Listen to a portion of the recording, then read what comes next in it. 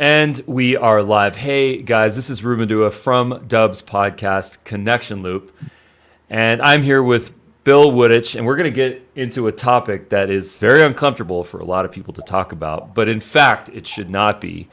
And Bill is a best-selling author. He's a business owner. He's a strategist, a coach, so many things.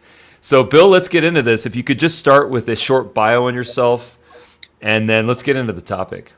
I'm going to try to go at 30,000 feet and come down to 10. I'm going to try to do it in about a minute and 10 seconds, so I've already lost about 5. Grew up in a really small town in western Pennsylvania. So small with about 3,200 people that really the only way out, we had to dig our way out. At this time of year, you have to have a snow shovel, and probably maybe a couple of snow plows. But it was known as the coldest place in the nation. That's how cold this was.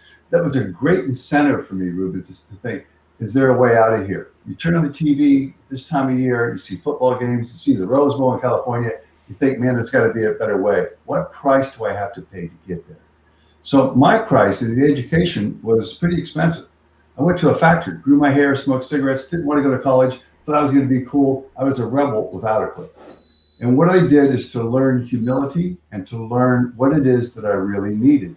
And I knew that if I ever found a way out of that factory, I would do the work, man. I would do whatever it took, no matter how much failure hurt me. It wouldn't hurt as much as punching in, punching out every day, doing the same thing for 8 hours.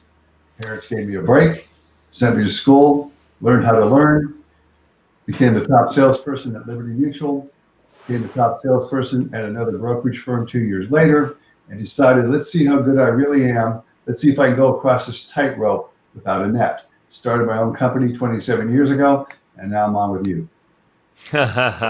Amazing. Nice job, man. That really sums up the origin story. I've always thought about this idea of being in a place with limited access or limited resources, and then saying, I can actually break out of this place and I can go to a better place or a different place, right? And I don't necessarily, I can connect to this on some levels, but I can't on others because I was born in Santa Monica. I was raised in Los Angeles. You know, I had resources. Everything that came to me, I came from hard work, but I also had some privileges or some luxuries, in fact, which I have to admit to. Now, what would you say to people that said, I'm stuck and I don't have access and it's not for me and this is my life and this is as good as it gets? Let's do the inverse on privilege. For me, the privilege was as weird and as disconnected as it sounds. It's almost like a cognitive dissonance. It was hard work.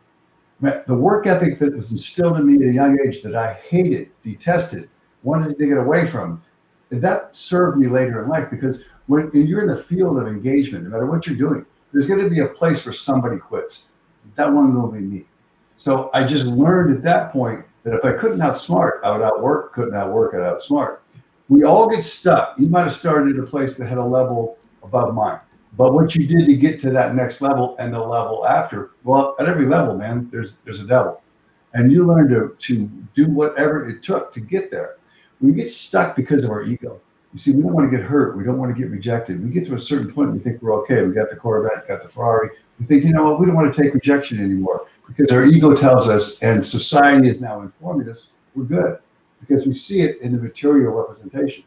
When you're stuck, it's largely because of ego, or it's because you're in the wrong environment and your skill set is better served in another environment, or you're not doing the work. So when people come to me and they'll say, Bill, I've done what you said in your book. I burned my boat. I'm ready to go forward. No prisoners, no surrender. If they have a plan B and they don't feel that deep intrinsic pain of what it was like to be somewhere else without, they're not going to do what it takes to succeed. Now, one of the privileges that I think that you were blessed with is that you got the tan of The Rock. You've got the chisel of Larry Ellison. Okay, you got this list goes on, man. You know, you're probably tall. You look damn good in a suit because I'm looking at your LinkedIn profile, right? And a lot of people don't feel like they look a certain way. They don't have the chisel. They don't have that polish. They're not the right height. They don't look like whatever, right? How would you respond to people like that? And how would you correct them on what we need to perceive when we look in the mirror to be the person that we want to be? That's a great question, because what reflects back in the mirror is what you're going to self-talk, and it really is going to be absorbed into a certain mindset. And I always said that, wearing a suit doesn't make you good. It doesn't make you great. It just means you're wearing a suit. Expensive threads means you're spending money on a tailor, and that's really all you're doing. Confidence is the key when you walk into a room. It makes you very attractive if you have real confidence, not a fake confidence, Ruben, where you're all arrogant, without talent. But arrogance to a certain degree, or confidence with talent, that's perceived as someone that has maybe the competence that people want to get to know. So the confidence level of a person can be very attractive if their personality and their demeanor. So this is someone I want to get to know, and it opens doors for you. And I think that's one of the most important things for your listener, for your viewer, is confidence. Grow your confidence. People want to buy that before they ever stick around to learn of your competence. Now, one of the things that I'm noticing a lot more, and I really try to practice it, and I think we all are to a certain extent, is this idea of empathy, compassion, humility in our communication. A lot of people in sales, it's a very conscious effort for them to think like that and to communicate like that, because a lot of the practices are rooted in maybe arrogance, maybe being cocky, maybe being overly confident, maybe certain alpha issues. Now, what would you say to people that are going through that process of really trying to tap into more emotional sides, more humble sides, while still maintaining confidence, a balance, if you will? I've probably done literally hundreds and hundreds of interviews, from television to podcasts. It's probably one of the best and most toughest questions I've ever been asked or tried to answer, because I'm looking at myself. When I first started out, I was like a feral wolf. I was out there going, I'm going to kill everybody. I'm going to kill everything in my way, and I'm never going to be denied. And I was this massive, P with a K in the end, and I had tremendous ego. The world beats humility into you. If you don't accept and own it and learn it, well, it's going to teach it to you. So after you fail a couple times, and you fail hard because you put yourself out there as this egotistical maniac that can't be stopped, the world's going to even up with you. So what I had to do is to stand back and assess, and for the first time in my life, start asking about other people. What must it feel like to be Ruben and be in this position? And actually let myself feel and embrace that. That made me much, much more effective. It made me more in line with my true self, instead of the self I was trying to represent by driving the cars, flying the planes, and doing all these crazy things. Great question. And that metamorphosis hit me through failure. That's when I changed from being this person who thought I can't be stopped to a person that started to connect with other people and know that I'm not the only one. I have to have other people help me, or I'll never get through this stuff. That inspires this following question, which is, oftentimes when I see certain traits or characteristics in people and I feel negative feelings for them, if I take a moment to really think about what I'm feeling and why I'm feeling it, oftentimes it's because I feel like maybe I'm looking in a mirror, right? If I see someone that I find to be not resourceful, that's lazy, that is not working hard, that is suffering from a victim syndrome, right? Sometimes I have to correct myself and say, why do I feel these emotions? Is it because I'm reminded of what I was like when I was 21 years old? Is it because that's what I fear of becoming? That's because I was criticized of being that one day and I reject that as I'm on my growth? It's a process, and I'm not saying it's always the case, but looking to ourselves when we feel certain emotions, I feel like it's the best evolution that we could do, because it's just 3 layers in that we strip away the ego and the self-defense mechanisms to get to the truth of self-realization. And what is your take on that? What is your process with that? Well, I think we're harder on ourselves than we are with anyone else, because as you said, and there's myriad things that happen. It's almost like a confluence of different things inside of you. Is it this or is it that? The first thing you did that I think is a great tool is you stopped and asked the question. See, most people are in the sway of that emotional response at first. So that emotional response is taking them in a place that perhaps is not the best place logically. Asking that question breaks the pattern, gets them to a point where they start to think, is this what I really want to feel? What am I feeling right now? Those questions are most important. Now, in your book, Fail More, I cannot wait to talk about this. But there is this cycle that I have noticed and I have found in people. I've seen it in myself, first and foremost. I've seen it in entrepreneurs. I've seen it in risk takers. I've seen it with creative people. I've seen it with anyone that's basically trying to do something different, that's out of a cocoon, okay? And what it is this, is that when you go try to do that special thing, you feel like everyone is supporting you most of the time. At least some people. Hey, you get the pat on the back, you get the post on social media.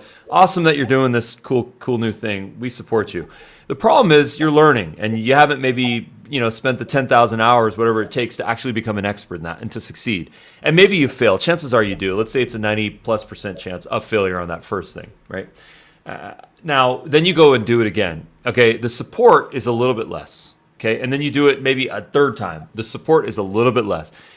By the time you get to number 7 and number 10, and that could be startups, it could be careers, it could be songs, it could be music, paintings, whatever, that at that point, everyone is like, please stop. Just go get a freaking job because this is painful to watch. Okay, and you and I both know that it is in that moment where we, to your point, burn our boat. Walk the tightrope without looking back and say, you know what, that's where self-love comes in. And then that's where we transcend, because that's where we're actually not doing it for validation of other people. We're doing it because it's our purpose. There you go. And I'm going to give you something that I found on my math test when I was in about 4th grade. See, it's I don't know if you see it, but it's a big F on there. So yes. Once I felt that, you know what I did? I avoided math. I didn't want to have to learn how to learn math because it hurt when I failed. And I kept trying, and people would laugh, and people would say, "You just should give it up and try something different." But I learned enough to get by staying in that field of play. And what you're talking about is a level of self-awareness that's probably one of the most important things you can do, is to look in the mirror and lose the 2 D batteries. That's denial and delusion, and most of the time of the self. When you ask those questions, and I really like that question, what am I feeling? Why is it that I'm doing this? Same with perception. You referenced Malcolm Gladwell with the 10,000 hours. And he's talking about thin slicing in one of his books. And keeping us alive is this thin slice of our perspective, our perception. Sometimes, man, our perceptions are clouded by those internal feelings or that subconscious part of us that we're not even aware of. Stepping back in the equation, asking the question is going to give you a better sense of direction because you are using the top part of your brain. It's more rational thought. Now, when you answer questions, there's something that you do which I really appreciate, and I think we all need to learn from you on this, which is that you take a moment to think about your answer. You deliver your answer in a very short and concise way. You don't over communicate. You don't over speak, right? Now, you're an experienced keynote speaker. You've gone through a training process. We all know that when we don't know something, we just keep talking and we keep rambling, right? Until we get there, right? And we're just thinking out loud, And as Einstein says, that when we truly understand something, we can communicate in a very simple way. Take us through that process of you as a speaker, as a communicator, collecting your thoughts and getting those out. I'm going to say one other thing. I'm going to mess this up. It might have been Franklin, but he said something like this. He said that it is better to be thought a fool than to open your mouth and prove it, something like that. And so sometimes less is more. But man, it was tough for me because I had diarrhea of the mouth, and I just wanted to keep on talking until someone started to shake their head. They were generally shaking their head because they were falling asleep because it was so damn boring. And doing what you do, when you have a guest on, if that guest sucks the air out of your podcast, you just want to turn them off, shut them off, and walk away. No one's interested in I. They're interested in themselves and their I, not my I. So when I use the word, I haven't said it that much, but if I say I, people shut down. People want to be in the conversation. They want a conversation, not so much a monologue. So I learned that by painful mistakes, by failing, by having people tune me out, by having people nod off. And I thought, wait, there's got to be a better way to deliver this. Know your subject, be competent enough that if you say certain things, people will loop back. If they're interested, start talking with you and engage. And really good. Really good, man. Teacher. Yeah. Now, we cater to folks mostly in extroverted roles, sales, marketing, biz dev, partnerships, things like this. And the thing that a lot of the folks that are struggling with is this idea of communicating with video, right? It's having the confidence to not suffer from imposter syndrome, to be able to communicate and to connect with someone, right? That's what our technology is. That's what Dubb is. It's a platform. But really, what we want to be able to help people is to overcome that burden, right? That confidence issue. What did you do to get yourself to a place of confidence when communicating with video? Where do you get these questions from? Somebody's feeding my weakness. Hired a company that actually searched me out from New York, and they said, you know, you're doing these things, you're doing a lot of this stuff pretty well, but man, you're messing up this last part.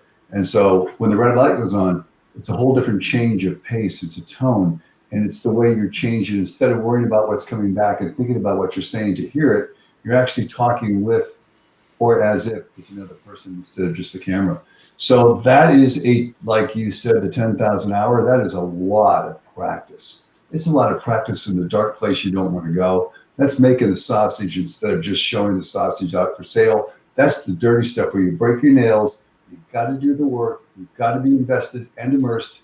And when that self-belief and that coaching, because you're going to take a lot of ass kicking. Your ego's going to take a pounding when they tell you, that was no good, do it again. You know, for the 40th time and your brain's getting tired, you just want to take a snack or drink some coffee. So you learn it by practice and awareness. And you have a lot of awareness. I can tell because you're adjusting on the fly. You're talking a lot about awareness. And that awareness carries with it, Ruben, an obligation to do something about what you're now aware. I was aware by watching myself. That was painful or hurt. I'm not great at it, but I'm better at it now. I'm not great, but I'm better. And you wrote a book that covers a lot about this. Fail more. The tagline is embrace, learn, and adapt to failure as a way to success. And I think that it's so powerful to think about failure in a positive way, not in a negative way. If we look at all the great successes in sports or business, there's a host of failures that most people don't talk about, because Jordan, who wants to talk about his failures, right? Who wants to talk about, you know, the story goes on. How can we come to a place where we can embrace failure as our guide, as an inspiration for the future? If you think about it, there is nothing of worthy endeavor that has ever been accomplished without the lessons of failure to inform you. Nothing.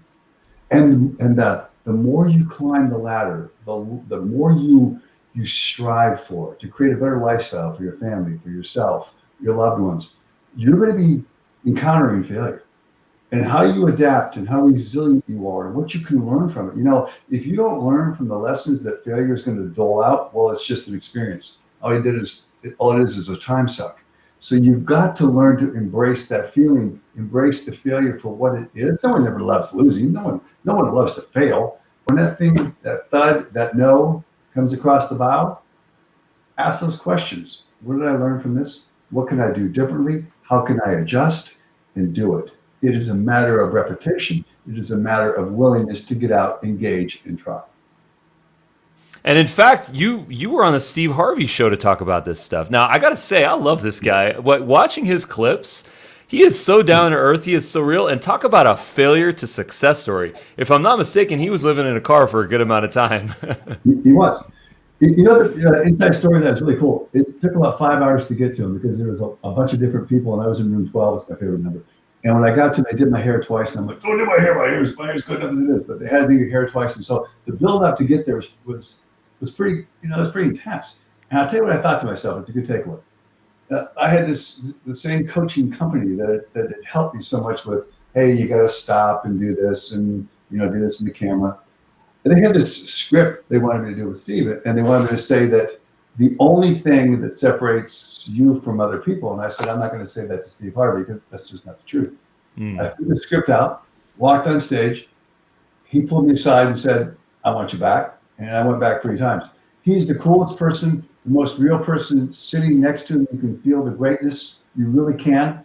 And you got to take a moment and say, man, I'm really happy doing this with him. And there's about 350 people staring down at you. It's pretty cool.